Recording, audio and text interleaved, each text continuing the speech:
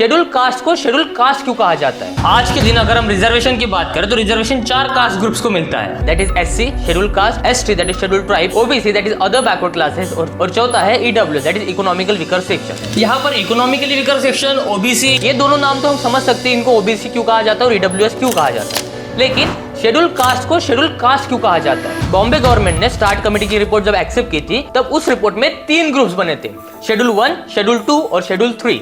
Schedule 1 में वो लोग आते थे जिन्हें हिंदू क्लास में पीढ़ी दर पीढ़ी अनटचेबल्स कहा गया है, यानी अछूत कहा गया है। शेड्यूल 2 में वो लोग आते थे जिन्हें Aboriginal tribe and hill tribe कहा गया है, यानी वो लोग जो जंगल में रहते थे या रहते आ रहे हैं। उसके बाद तीसरा जो शेड्यूल था उसे कहा गया था OBC that is other backward class. तो यहाँ से ओबीसी तो फिक्स था। पहले एससी एसटी ओबीसी टर्म्स ही नहीं थी। पहले डिप्रेस क्लास था जो over the period of time backward class हुआ और जो after the 1935 government of India act जिसे एससी एसटी ओबीसी इन 3 कैटेगरीज में डिवाइड किया गया।